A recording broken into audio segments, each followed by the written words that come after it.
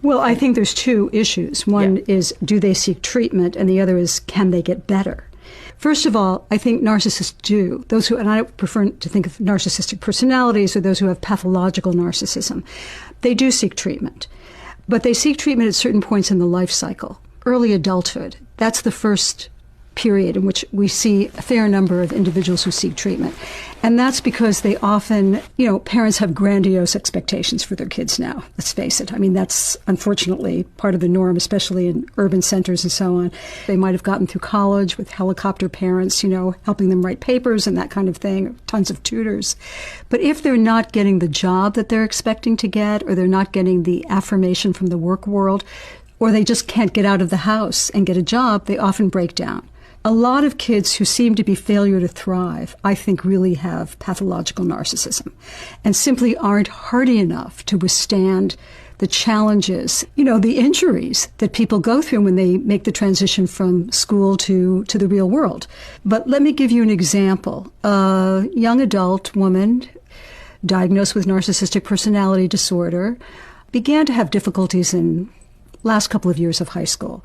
Her ambitions and her parents' ambitions for her were outstripping what she was able to do in her elite school. And she wound up not getting into one of the top colleges that she expected to get into, went to a college that she deemed a secondary school and was secondary, in her view, and was very disappointed, and the parents were disappointed. It wasn't a lot of drugs and alcohol or the typical acting out scenario, promiscuity, any of those things that you might see in a more borderline situation. But she was lying to her parents. She was underachieving. She was not going to classes. She was saying she was turning in papers when she wasn't. There was some cheating going on, and she really began to break down in her first year of college. And wound up leaving, and then got evaluated by several people. They basically said, oh, well, she has such severe personality pathology, she can't go back to school, intensive treatment for at least a year, maybe day hospital. So then I saw her in my office. Are you telling them they have this pathology? And what are you doing? Well, interestingly enough, who are said to be untreatable, treatable. Well, interestingly enough, because this person had already been evaluated and told that she had narcissistic personality disorder, she came in telling me that diagnosis. She didn't have a clue what it meant. I asked her what it meant, and she said, well, I don't know, something about being grandiose and vulnerable. I mean, that's about as much as she could come up with. So I talked to her about it in different terms. I said, well, those who have narcissistic pathology have extreme perfectionism, so much so that they torture themselves. And, if they don't absolutely perform according to the highest standard that they have, they feel like an utter failure, and then they collapse and they can't do anything. I think that's kind of what happened to you when you went to college. Then we talked about having aspirations that are so unrealistic, they kind of outstrip what that person can realistically do. If one is a singer, wants to be an opera singer. If one is has published a short story, they want to write a best-selling novel. Unless they do that, they feel like a failure. So we talked about having goals that were perhaps unrealistic for where she was in her life and trying to set more realistic goals. And she was extremely rigid, wary, guarded. I could tell that she would talk and talk and talk, but she wasn't really revealing much about herself. And I think a real point of connection came when I said that to her. And I said, I think you're very guarded and very wary and really afraid to talk to me about what's really going on, for fear that somehow I'm going to say what the other clinicians have said. You shouldn't go back to school. You really are very, very disturbed, et cetera, et cetera. And basically what I said to her is, we don't know what you can do. What do you want to do? Well, she did want to go back to school. So she did. And I advised the parents to let her do that, to pay her tuition.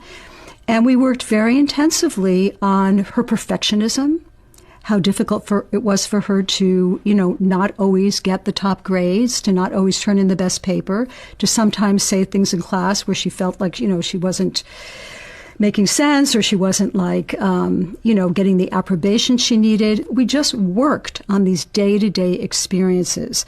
Her need to hide herself and fearfulness, her extreme vulnerability and sense of shame about having had to leave school. You see, This is the other side of narcissistic pathology.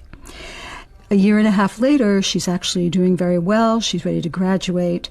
She's had several summer jobs, has already been offered a job.